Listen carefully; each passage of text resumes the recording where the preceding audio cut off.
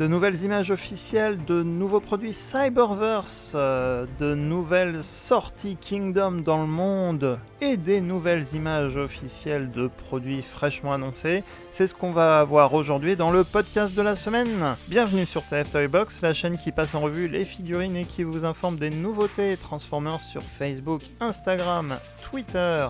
Le sommaire s'affichera en description de cette vidéo si vous voulez revenir plus tard et sauter un chapitre. Bienvenue à tous, si cette vidéo vous plaît, n'oubliez pas de laisser un petit pouce positif avant de partir à la fin de cette vidéo, ça fait toujours plaisir et ça aide beaucoup pour la visibilité. Et si vous êtes nouveau, n'oubliez pas de vous abonner à la chaîne en activant la petite cloche pour recevoir les futures vidéos et revues. On passe tout de suite aux news de la semaine. Avec de nouveaux produits Cyberverse Bumblebee Adventure et notamment Slugtron, donc une fusion entre Megatron et Slug, le Dinobot.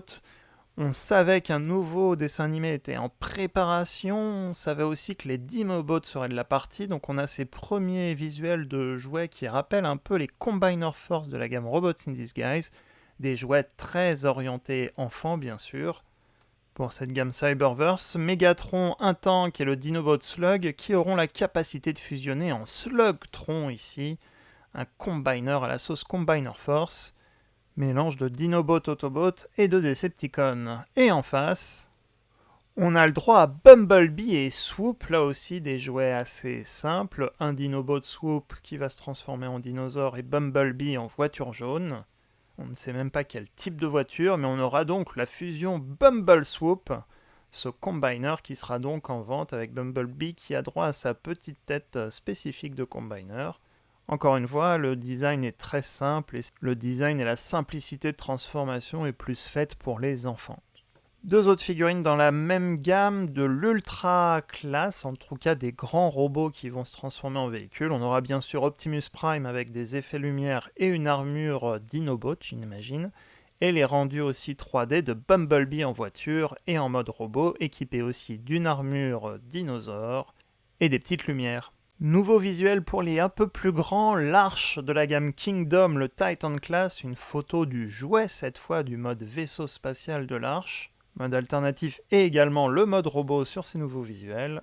L'Arche aura également une carte collector et la figurine Mainframe qui va se transformer en Teletran One. La dernière photo est une vue de l'arrière du vaisseau avec Teletran One et les accessoires, les deux Golden Discs et le satellite Spy Scanner qui va permettre aux Autobots et aux Decepticons de prendre leur mode véhicule alternatif dans le premier épisode Génération 1 More Than Meets the Ice de 1984.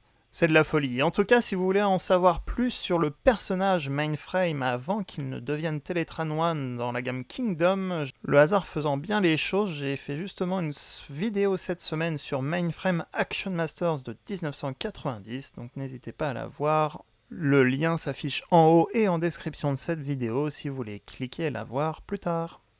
Complément d'information sur le podcast de la semaine dernière, ça y est, c'est officiel, Artfire de la gamme Génération Select est enfin sorti, ou du moins en précommande sur la majorité des sites américains internationaux classiques. Pas d'infos pour le moment s'il sera sorti en France, en tout cas, c'est une belle représentation d'Artfire, le personnage exclusif de Takara. Ce sont donc des nouveaux visuels, je vous remets le lien du podcast également en haut si vous voulez voir les visuels complémentaires de la semaine dernière. Sorti pour septembre 2021.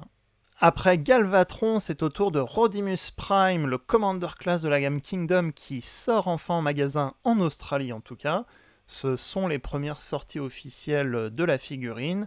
Ce qu'on apprend en plus avec les premiers visuels, c'est qu'on a un petit tiroir de stockage des Blast Effects où on pourra aussi les emboîter, les disposer. De nouveaux Blast Effects qui représentent la fumée des Blast Effects noirs, donc il est un peu polluant le petit Rodimus. En tout cas, il a aussi des points de Blast Effect à l'arrière pour simuler des effets de propulsion. Bien sûr, il est à la taille des figurines robots de la gamme, donc à peu près de la même taille que le Leader Class Optimus Prime.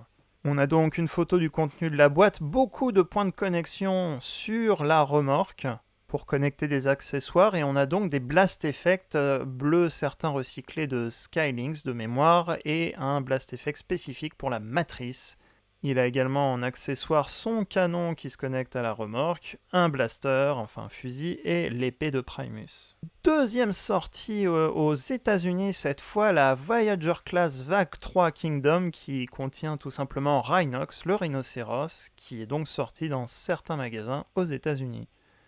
Entre ces deux-là et Galvatron, ça veut dire que les jouets sont de sortie d'usine et qui devraient donc pas tarder en France.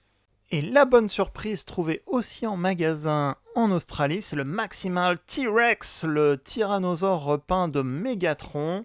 Alors c'est une surprise parce qu'on pensait que ce serait une exclusivité Target Génération Select, donc avec une boîte en carton, alors que c'est un nouveau leader class comme Galvatron tout simplement. On montre une image du Dinobot T-Rex, le jouet original de 2000 à peu près, qui était le chef d'un nouveau groupe de Dinobots pendant l'ère de Beast Machine, donc au moment de Beast Wars et Beast Machine. On a donc droit à un repeint de Beast Megatron Kingdom dans la gamme, c'est super, on va avoir une nouvelle version très bientôt.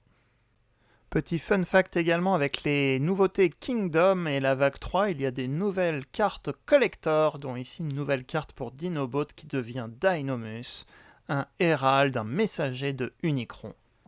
On fera un numéro spécial sur les cartes quand la vague 3 sera sortie. Si vous voulez voir un résumé de la vague 1 et 2, je vous remets un lien également en haut à droite et en description de cette vidéo.